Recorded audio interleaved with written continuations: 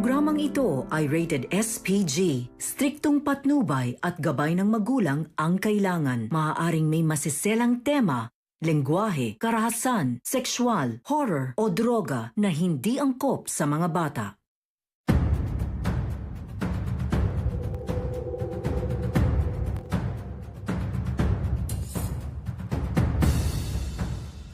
Ito po si Atty. Larry Gadon. Nananawagan ako sa inyo na magising na tayo. Hindi na tayo pwedeng ganito habang buhay. Alalahanin natin ang ating kinabukasan, ang kinabukasan ng ating mga anak, ang kinabukasan ng bansa. Kaya sa tunay na pagbabago, pumili ng bago, wag na bumoto ng mga luma, paulit-ulit. Sila na lang rin. Dapat yan isang termino lamang para magkaroon ng tunay na pagbabago. Kung walang bago, wala ring pagbabago. Poverty remains one of the most pressing challenges facing the Philippines today.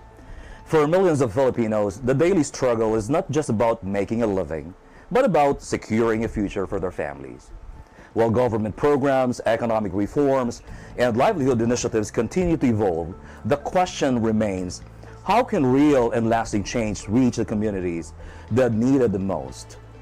Tonight on The Game Changer, we talk about the realities on the ground, the policies being crafted, and the solutions being proposed to help uplift the lives of Filipinos. Good evening, I'm Ox Ballado, and this is The Game Changer.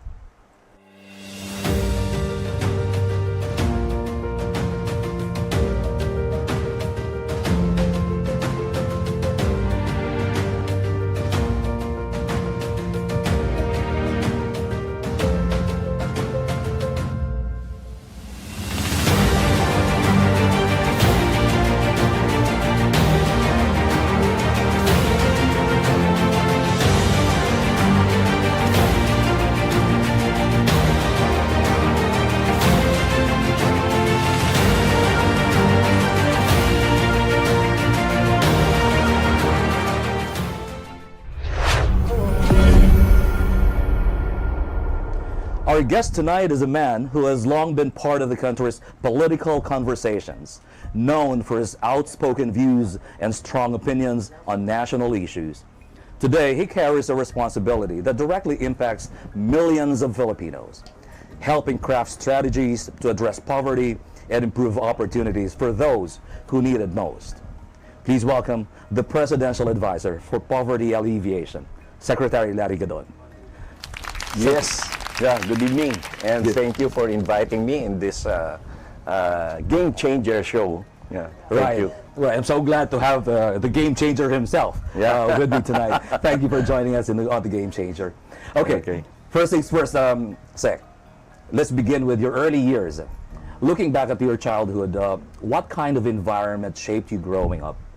And how did these experiences influence the person you would eventually become?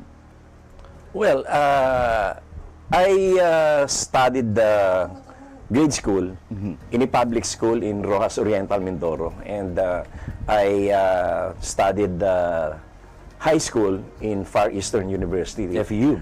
FEU. Alam mo yung FEU, yung high school doon is nasa tabing-tabi mismo ng Moraita.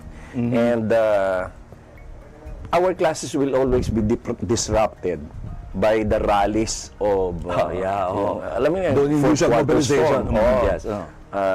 Particularly those League of Filipino Students, and even prior to that, the UP student leaders, di ba? Yung sila Erickson Baculinaw, and etc. Who, by the way, is my kababayan. Yun yung talagang yung talagang magulong-magulo. So, palaging nadidisrupt ang classes namin noon. Kasi doon sila nagpaparada sa, sa Moraita. Yes. And then, all of a sudden, maririnig mo na lang, may nagpuputukan na, nag-aagisan na ng mga, yung Molotov bombs, yung mga improvised nila. Mga improvised nila, oo. So, sabi ko, naging interested na rin ako sa politics noon. And, I researched also on what the government has been doing at that time, and what are the complaints or the cries of these rallies, Yeah, no? the clamor of the Oh, people. the clamor. So, na ano ko noon, from that time, naging politically aware ako. And from that time, talagang bumilib ako kay the late President Ferdinand Marcos Sr. Nakita ko yung kaibahan ng kanyang mga programa. At a very young age. And talagang nakita ko noon yung vision.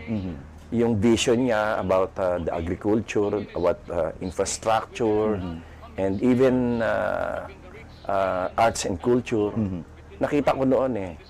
So, yung sinasabi ng mga nagrarally noon, baliwala sa akin eh. Kasi kabaliktaran yung nakikita ko eh.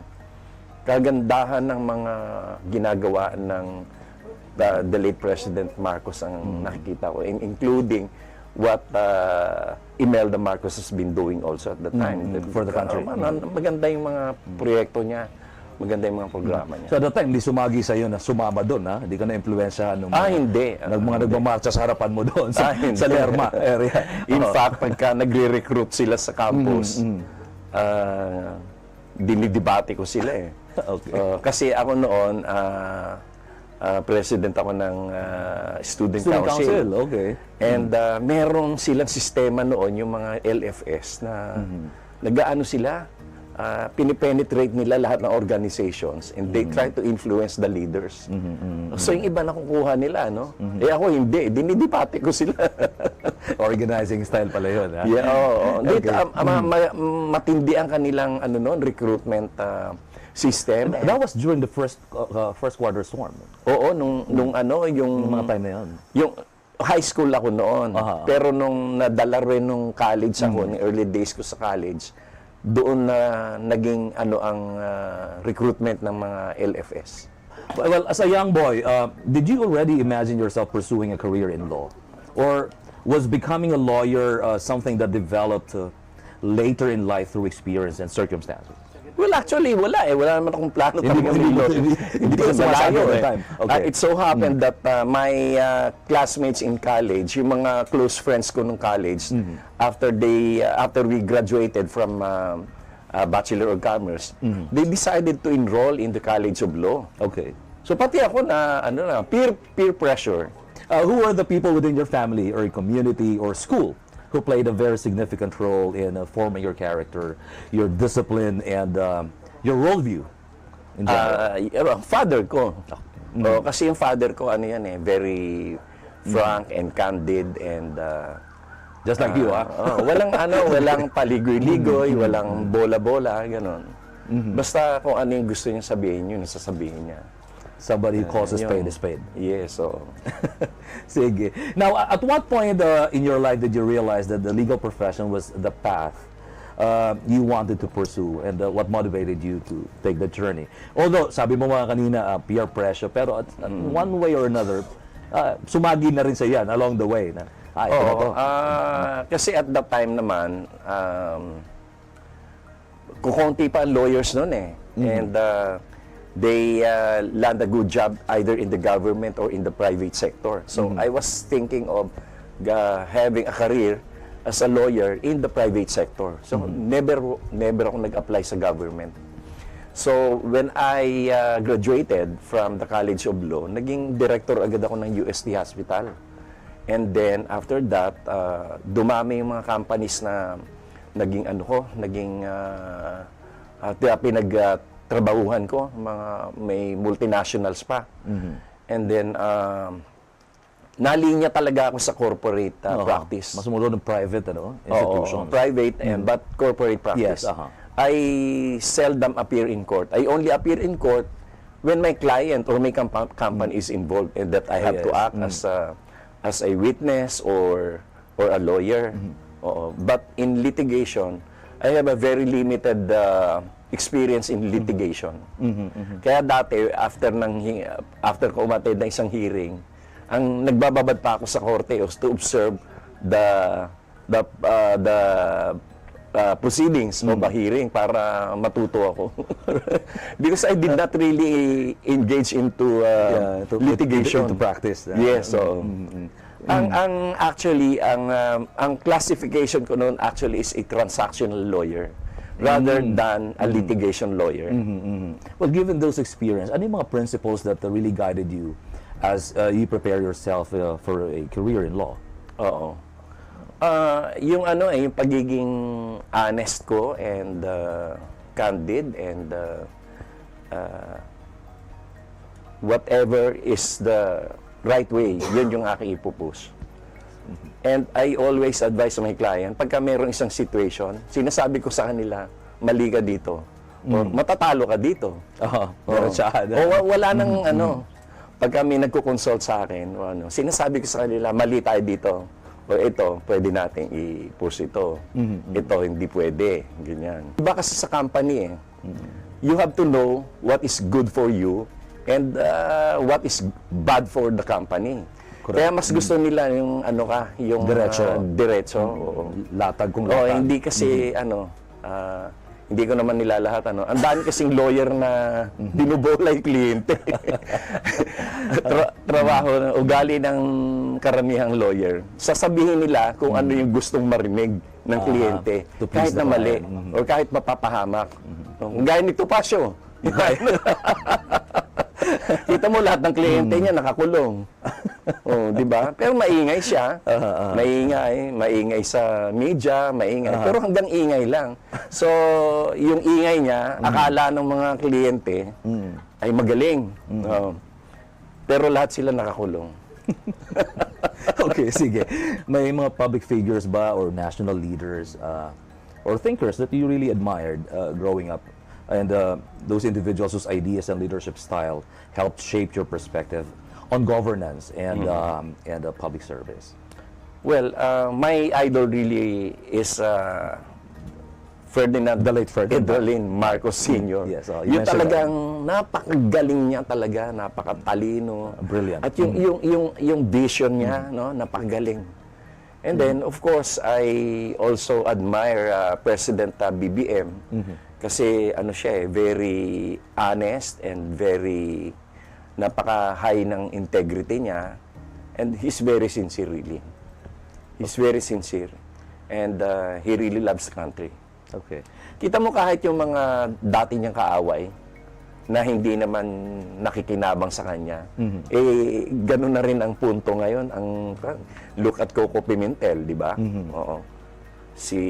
Itong sila Kiko Pangilinan. They are now supporting BBM.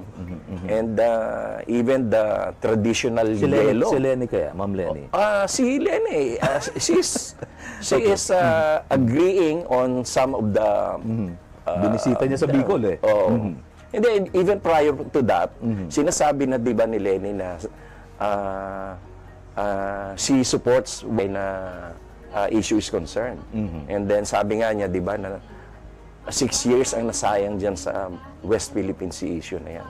And I'm glad, sabi niya, that we are now fighting for our rights.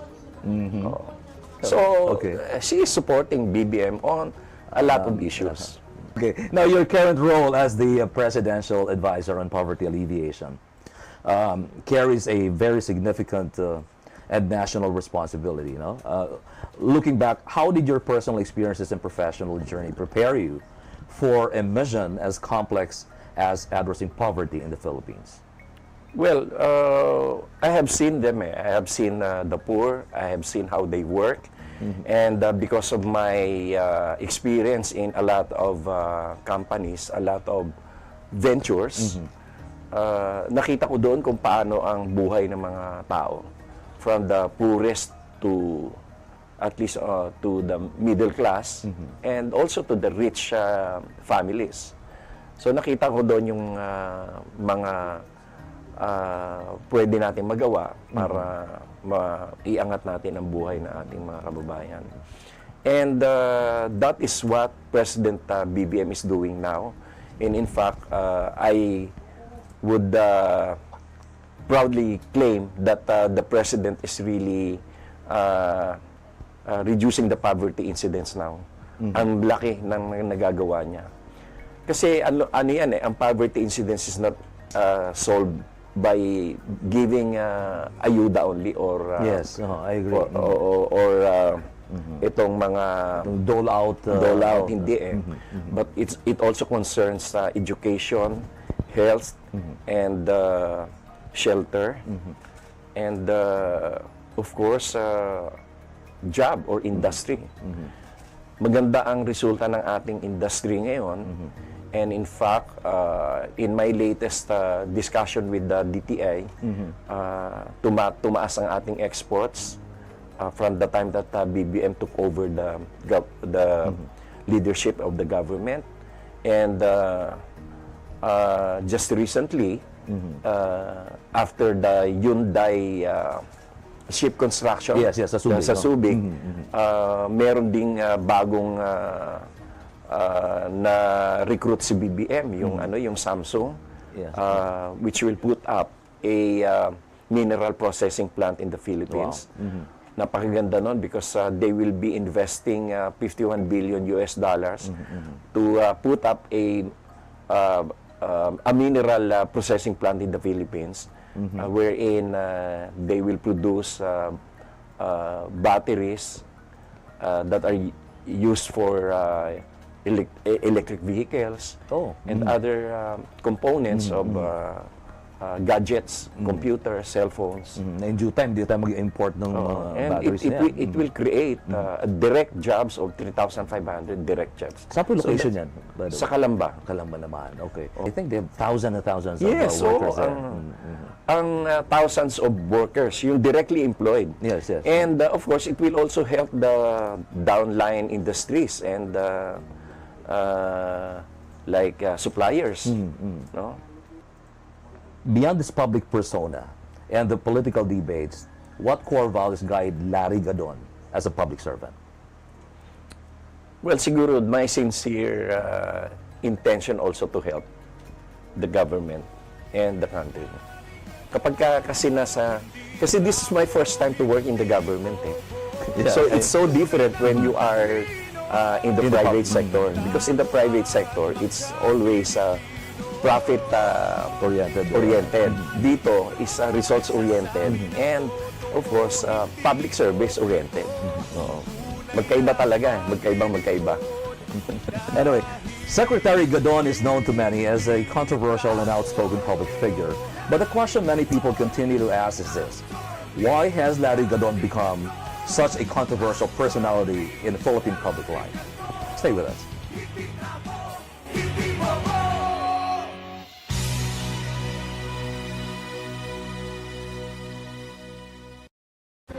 2025 was a meaningful year for Bingo Plus Foundation.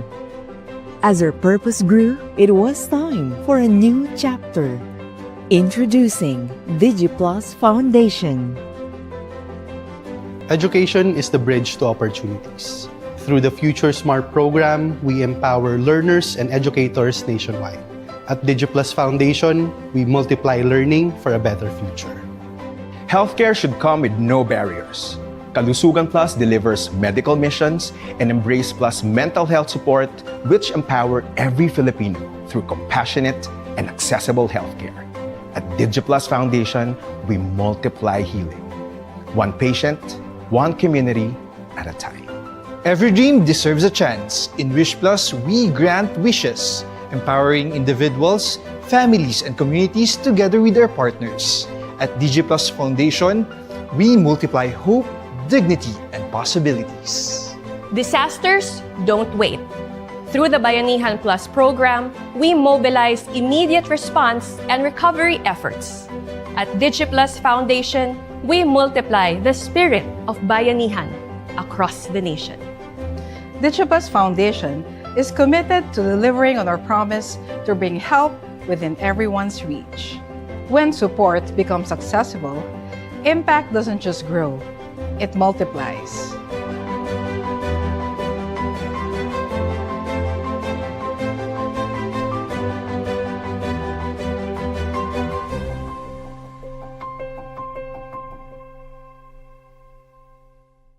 Madaling pa mag-cash in sa Bingo Plus? Sa Bingo Plus, official partner na namin ng Bayad Center. Easy! License ba yun ng popcorn? Kaya responsible gaming lagi. Ang fun! Gaming? Na may insurance? Sa PhilFirst, insured ang wallet mo ng 1 million pesos. Safe nga! Talaga namang... Partnered with Bayad Center, licensed by PAGCOR, protected by PhilFirst. The best players succeed because they set boundaries.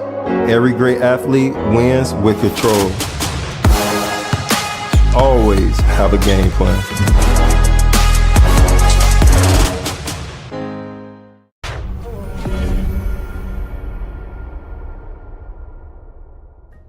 You're still watching The Game Changer, and for millions of Filipinos, poverty is not just a statistic.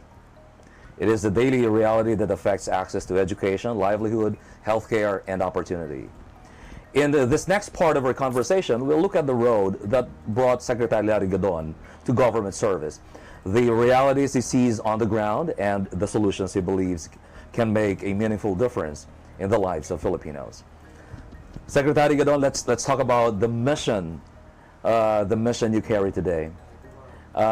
First, from your perspective as the Presidential Advisor on Poverty Alleviation, how serious is the poverty situation in the Philippines today, and what realities have you observed on the ground? When the Marcos administration started, the poverty incidence rate was 18%. And after 2 years of the administration, we were able to bring it down to 15%. And 15%, that was July of last year. About year 2024, 15%. Now, we are waiting for the final survey of the Philippine Statistics Authority, but we are estimating it at around 13%.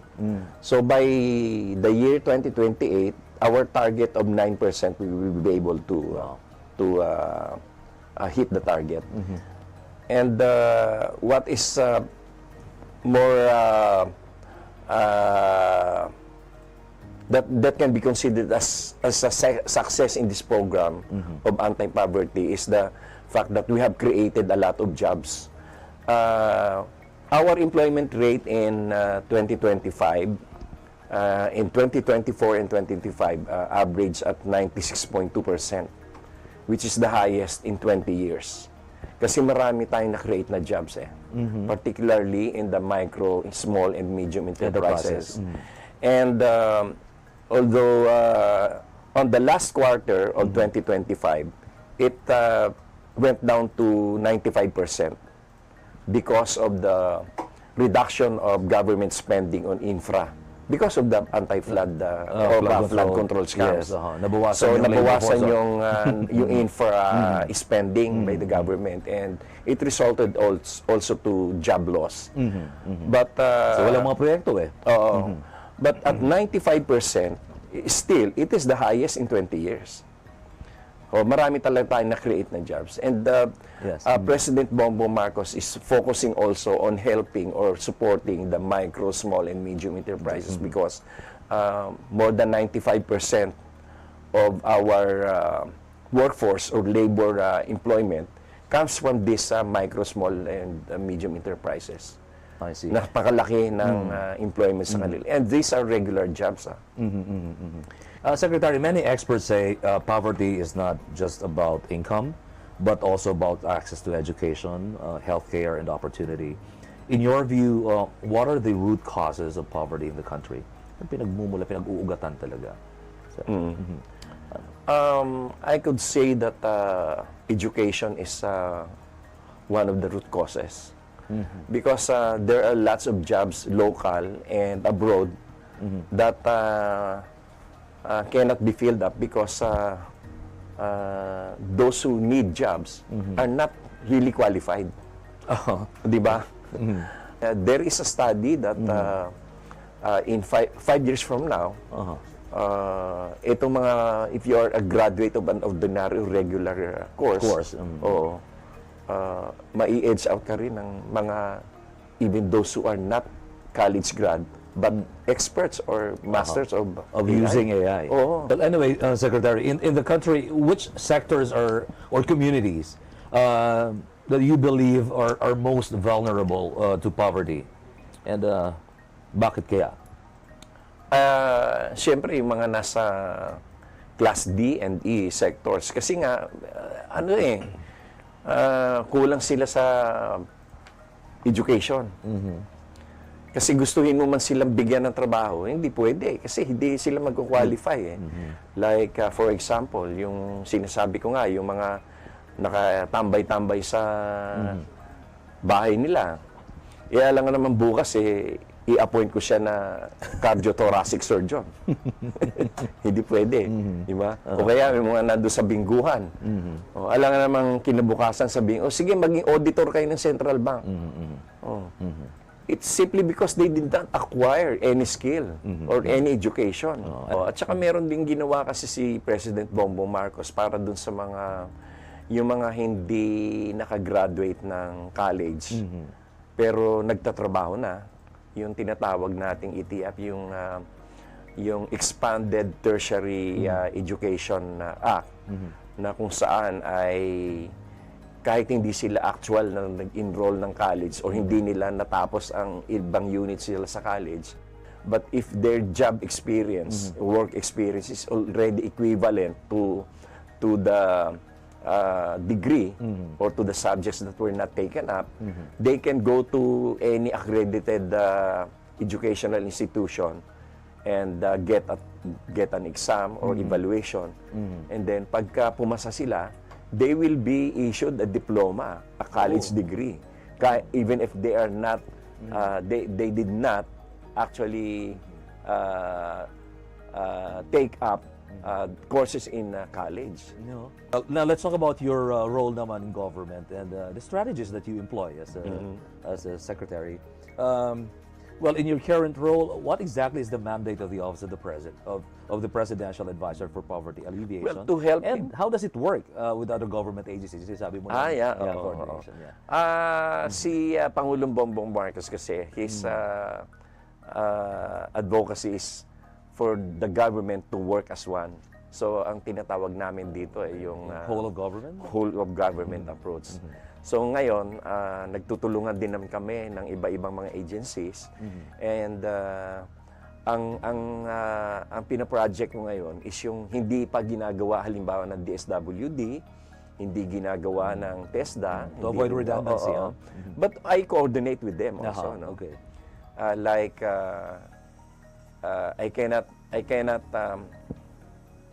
I cannot give them any suggestion or advice insofar as the academic aspect is concerned. But I also help the education sector by giving them ways how to save operational cost, so that the savings can be used for the primary purpose, which is education. Yes. Or like providing solarization in the campus, so that they can save a lot on their electricity cost. And then, magagamit nila yung savings sa ibang mga academic requirements. And I'm doing it now. And bagong program ko ito na hindi ginagawa ng iba. That's nice. And ang maganda nito, this is zero cost to the government. Yes. Walang capital outlay dito ang government. Walang utang din ang gobyerno. Oo. Pero ano yan, we can build as much as 1.5 megawatt of electricity per campus. But as of now, the current requirement of most of schools are only lesser than 1 megawatt. Siguro mga nasa 700 kilowatt pa lang ang ginagamit nila. That is already enough to power the school so that they can use the classrooms, lighting, aircon, computers. Less cost to the government. Yes, less cost to the government. And more convenient. Yes, more convenient. And not only that, this is also one way of complying with our international commitments on Paris Agreement, wherein the country is a signatory to the reduction of carbon emissions. So meron tayong yung tinatawag na Paris Agreement. And there is also the Kyoto Protocol wherein we also commit to reduce our carbon emissions by the year 2030. And by 2030, at least our mixed use of fossil fuel and alternative energy is 35% at least. Oh, that would 35 at least. 35 at least ang alternative energy. Yes. And because this matter has not been given much attention by the two previous administrations, do you know that up to now, our compliance is only around 5 to 6%. That low? Yes, that low. And it's already 2027. We have at least 3 years to work to complete at least. Yes, or perhaps advance more. Yes. And yun ang isa sa mga ginagawa ko ngayon, so that I can also help the government in achieving the commitments, the international commitments for our carbon emission reduction.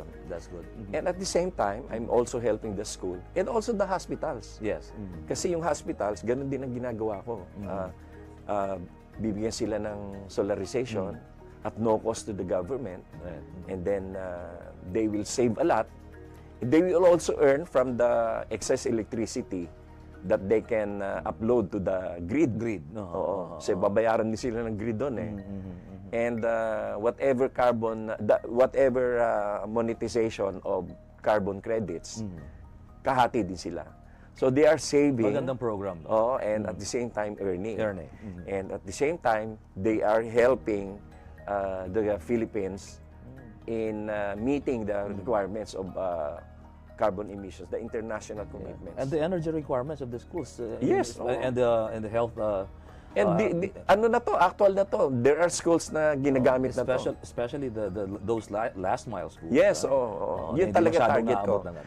So itong the last 2.5 years of the Marcos administration, I will push it more. Marami na kaming mga kausap ngayon.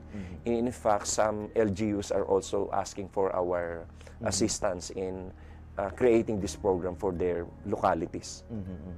At isa pa pala maganda dyan, kasi this will also help the communities, empowering the communities, because the excess electricity that can be produced by the schools or the hospitals can be sold to the co-ops, the electric co-ops, the local electric co-ops.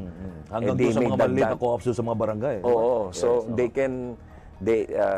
alam mo naman, industrialization requires energy. Precisely. Kung wala kang kuryente, wala kang factory. How will you create jobs? And how will you help agriculture kung wala kang mga cold storage, mga ganyan, kung wala kang kuryente. So, ano yan it's all about energy. I'm doing this on a micro approach, but the purpose is also macro in general din. Exactly. All right. Sige, ito naman, Secretary. Well, that program is phenomenal. No? Ang ganda nun. Ang lawak ng abot. Malayo yung abot, literal. Kasi ako, tsaka walang gastos gobyerno dito. Walang utang ang gobyerno. That's true. And like I was trying to tell you, what really concerns me a lot when it comes to energy is alam ko kasi yung sitwasyon ng mga last mile schools, yung far-flung areas, and because of that program, the plight that they're experiencing will certainly be alleviated.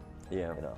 Okay. Anyway, on a personal level, Sec, what motivates you in taking on this responsibility of helping address poverty in the country?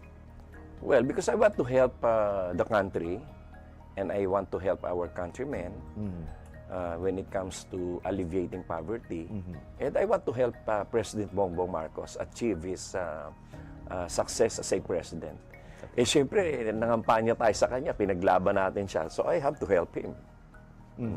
All right. Okay, when we return, we shift gears and get to know Larry Gadon in a different way. We'll put him in the hot seat for our lightning round, the Gadon Game. This is going to be very exciting. Stay with us. You're watching The Game Changer. Hindi trapo, hindi bobo, tunay na matalino.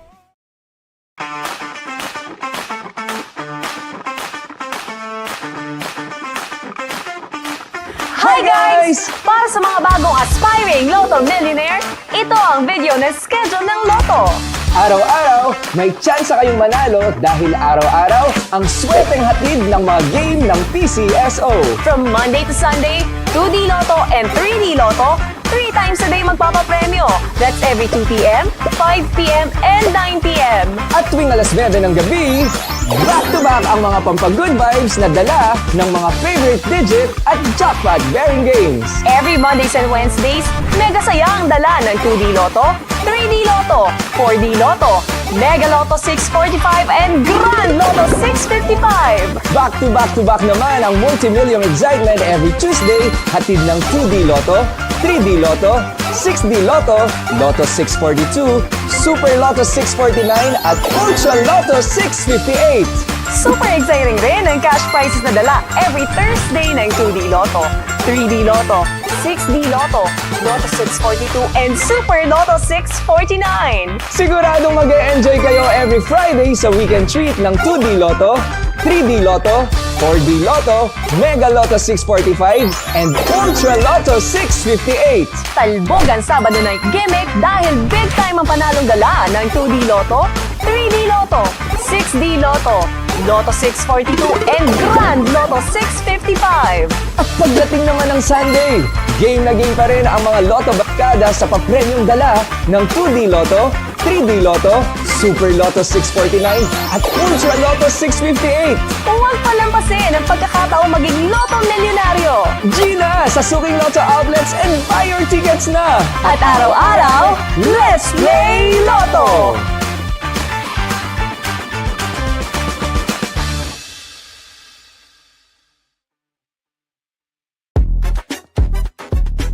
Mga kaloto, alam nyo ba, may simple, fun, and exciting way para manalo ng cash prizes araw-araw dito sa PCSO?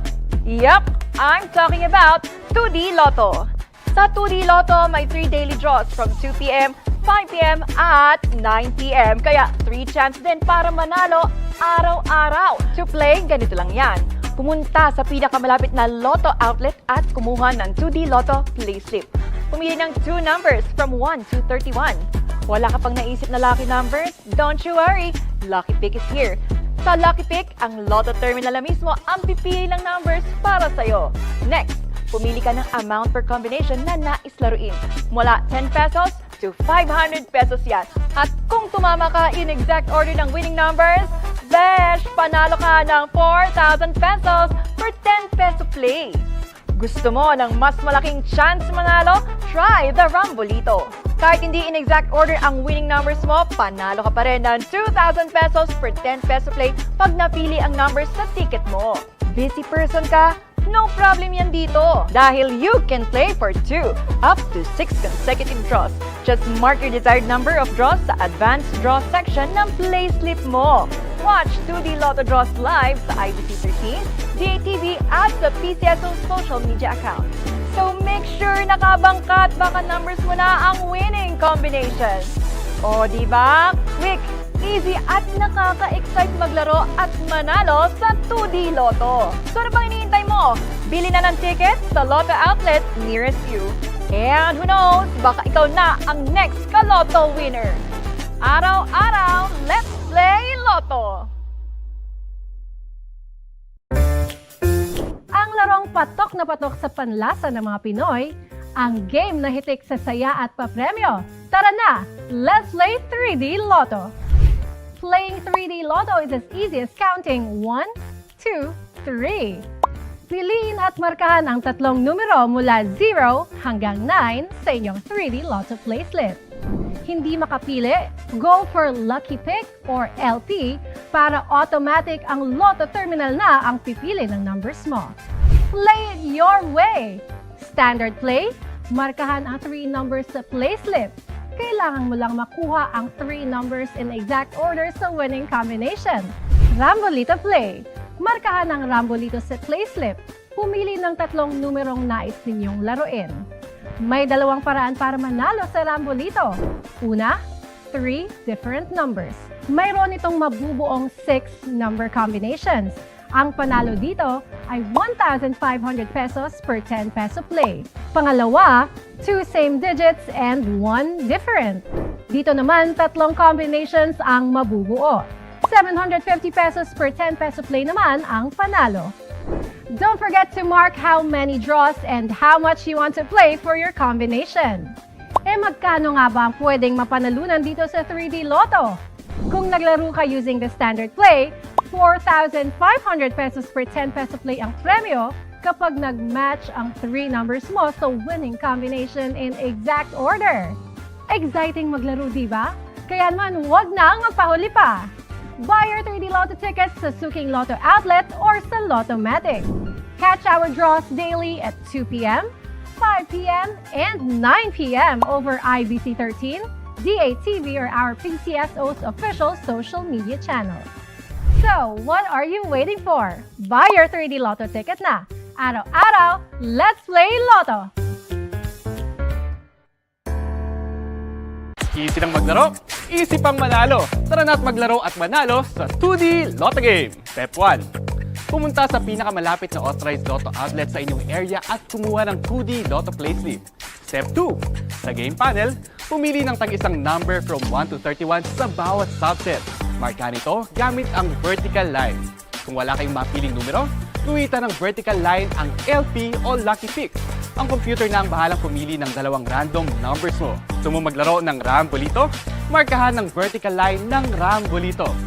Sa draw panel, guhitan din kung ilang beses o ilang draw ang nais ninyong salihan. Guhitan din kung magkano ninyo gustong laruin ang inyong combination. 10 pesos per combination ang minimum taya sa 2D Lotto Game. Pagkatapos markahan, ibigay ang playslip sa Lotto Teller at bayaran ang halaga ng ticket. Kunin ang 2D Lotto tickets at ready na kayo maglaro. 4,000 pesos per 10 peso play ang premyo kapag nag-match ang 2 numbers nyo sa 2D Lotto winning combination in exact order. Kung nag-Rambolito system play, 2,000 pesos per 10 peso play ang pwedeng mapanalunan. Ingatan ang inyong ticket dahil yan ang passport ninyo to claim your prizes. Tandaan, no ticket, no prize. Abangan ng live 2D Lotto draw tuwing 2 p.m., 5 p.m., and 9 p.m. sa IBC 13, DATV at sa official PCSO live streaming channels. Araw-araw, let's play 2D Lotto!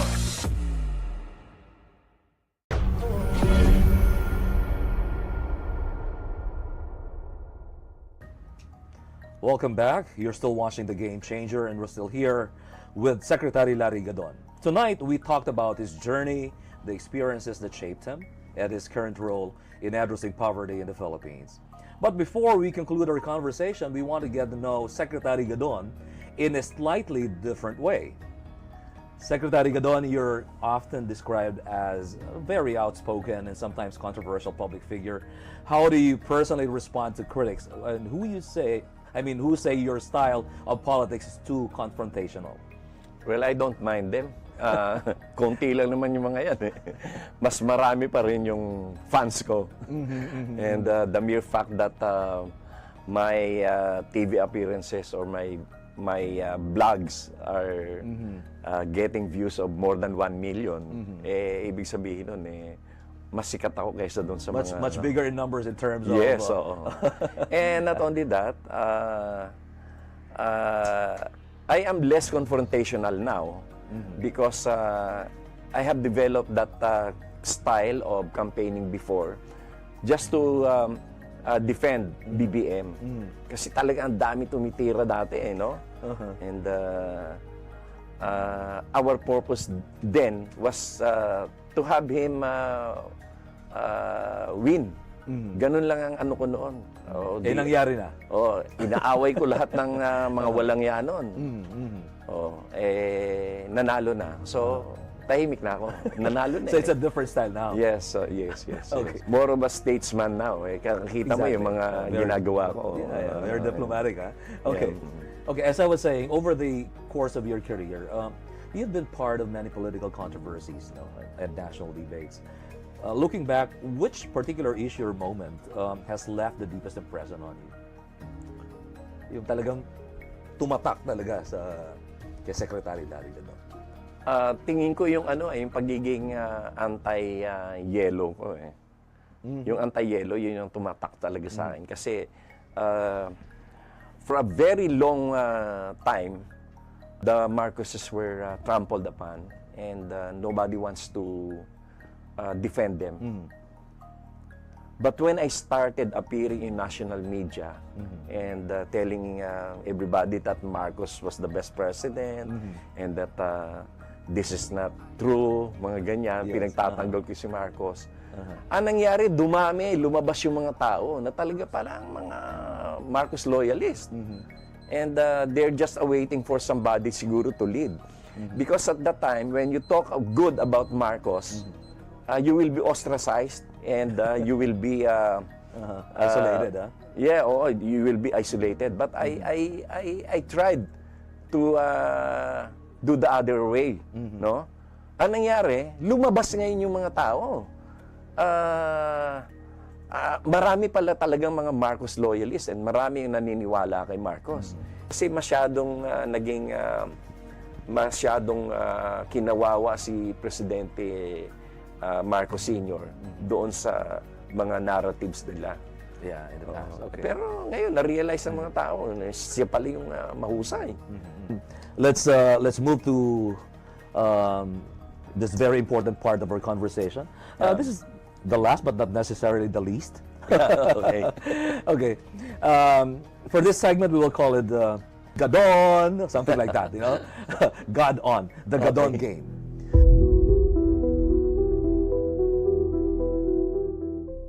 Well, in this round, you'll play the role of God, okay, so to speak. Here's how the game works. We will mention the names of personalities who have been connected with you in public discourse, whether through politics, debates, or past issues. Your task is simple. If there's one quality, trait, or characteristic that you would like to add to that person in order to improve them or help resolve the issues surrounding them, tell us what it would be and please explain why.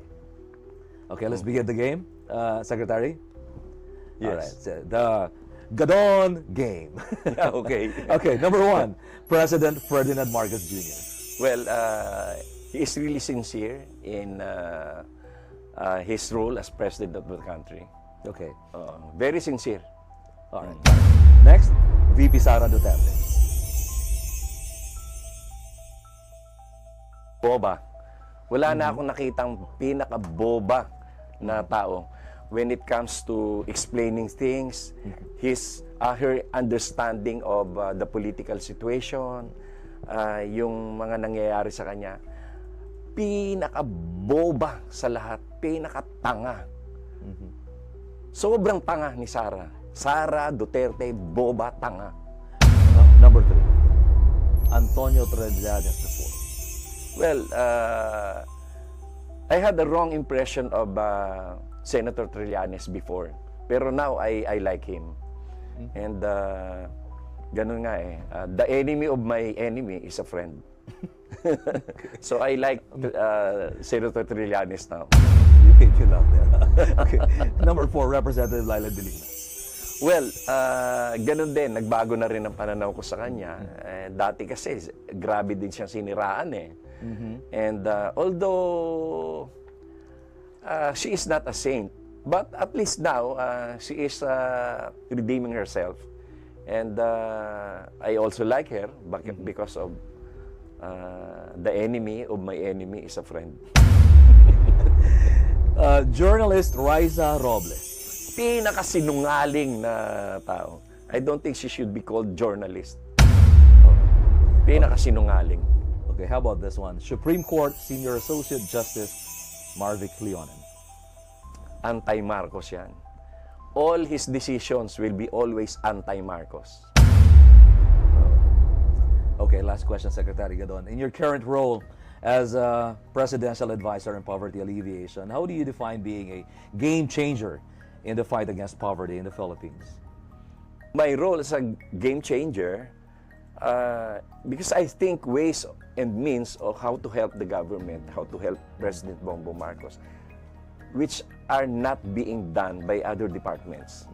I don't copy and I don't duplicate what they are doing. Hindi kagaya ni, let's say, itong si Sarah. Ang gusto pala niya mabigay ng mga ayuda, ganyan. That is being done already by DSWD, di ba? Ako, iba ginagawa ko. Yung talagang, as I have said a while ago, this is a micro approach, but the result will be macro. All right. Okay, thank you very much, Secretary. Yeah, thank you rin, Oxo. Thank you for your time and for joining me in this conversation. The Game Yes. Changer. Thank you, thank you. Addressing poverty requires more than programs and policies. It demands leadership, commitment, and the collective effort of government, communities, and every Filipino who believes that change is possible. Tonight, we heard the perspective of Secretary Larry Gadon, the Presidential Advisor on Poverty Alleviation, on the challenges that remain and the possibilities that lie ahead.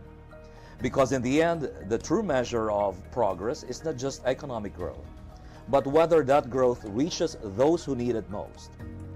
Thank you for joining us in tonight's discussion. I am Ox Ballado, and this has been The Game Changer. Good evening. Thank you, sir. Hindi trapo, hindi bobo.